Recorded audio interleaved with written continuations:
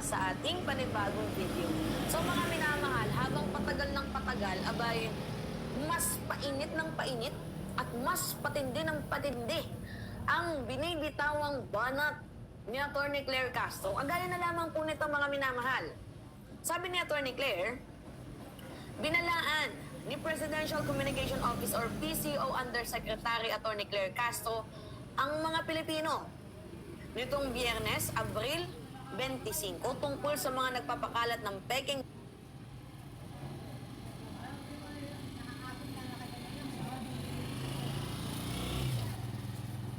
So,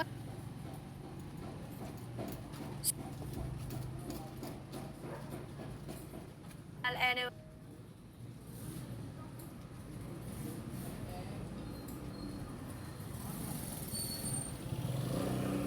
hello guys, Alicia nyo, nagbabalik ulit para sa ating panibagong video. So mga minamahal, yung number 1 attack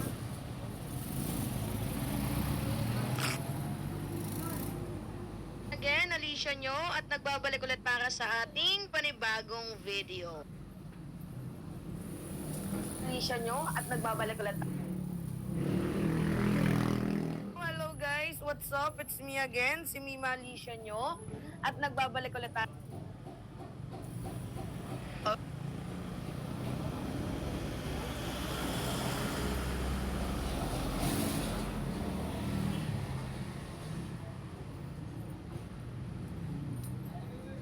Asirte. Asirte niya.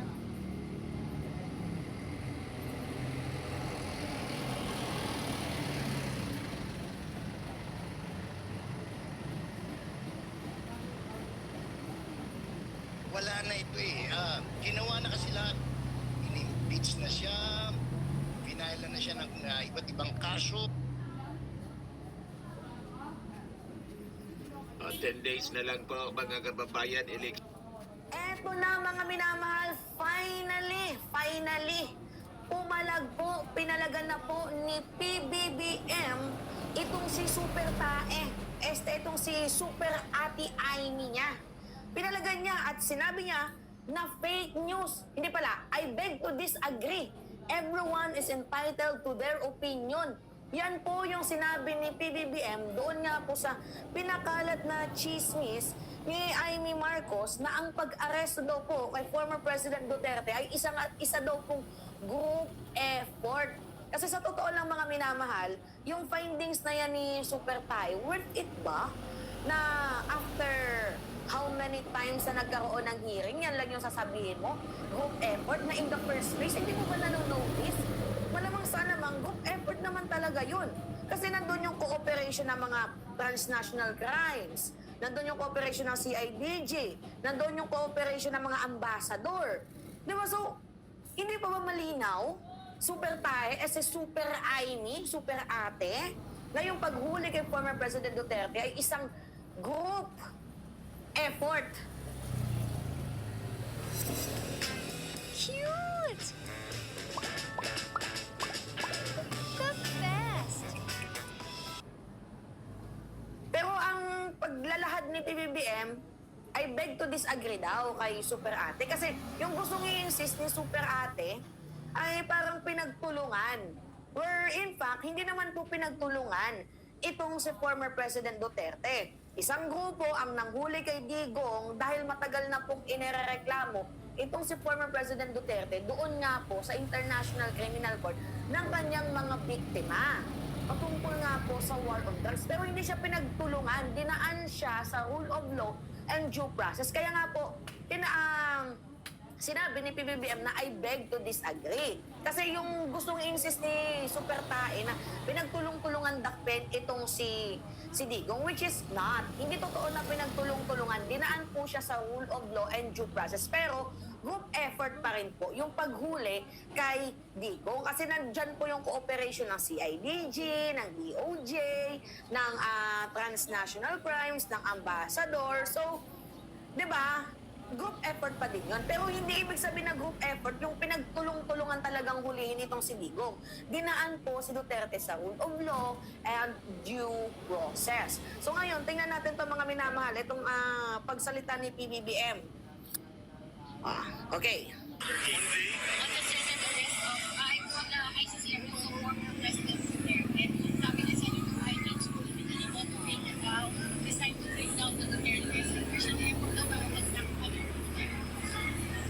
Everyone's entitled to their opinion. I disagree. Thank you very much. Salamat, sir. Okay, narinig ninyo? Everyone is entitled to their opinion. I beg to disagree. Yan yung sabi ni PBBM. Yan, oh. Basahin natin mga minamahal.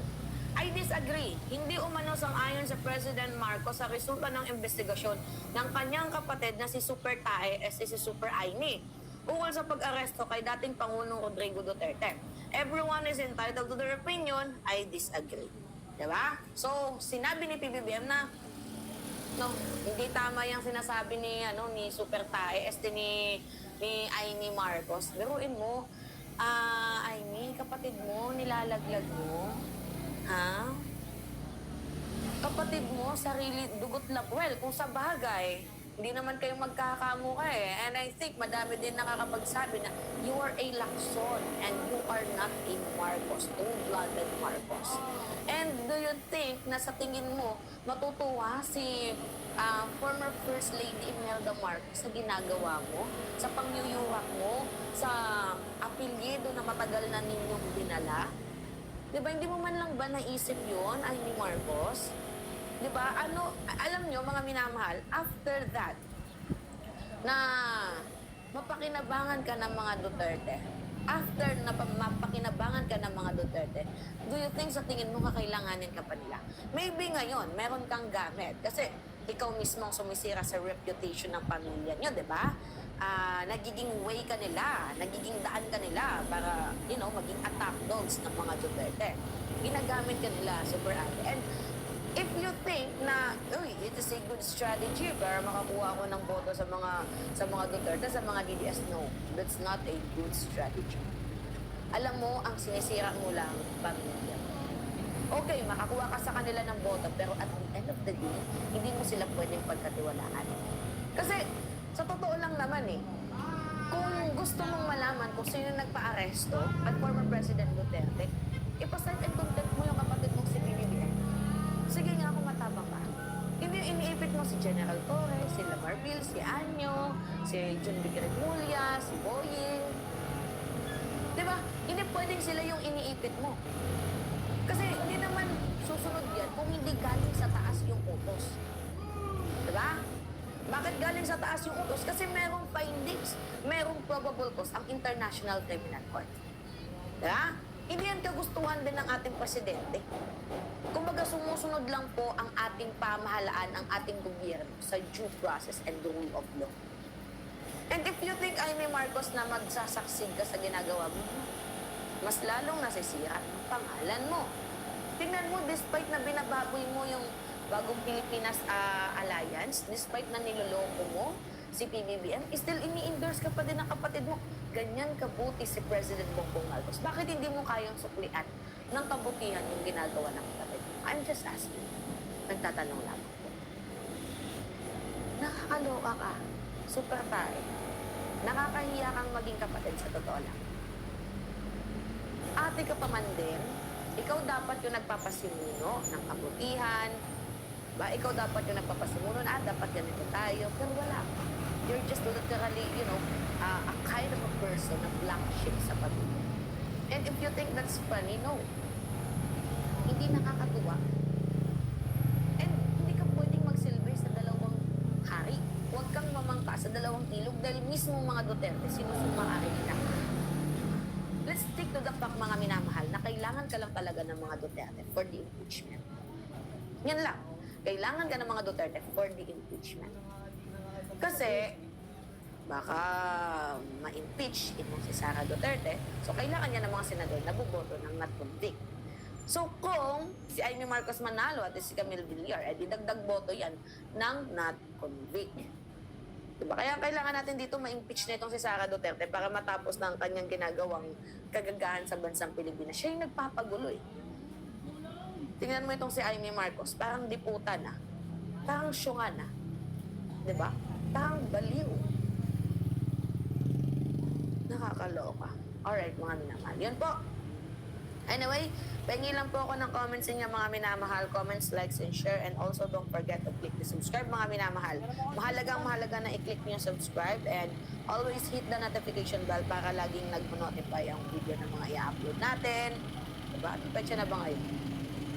29, April 29 na pala mga minamahal. Malapit na magniwa. So, dapat maka 310,000 subscriber tayo bago ang May 1. 309 na tayo. 1K na lang. Kaya isubscribe nyo na. Ingat mga kababayan.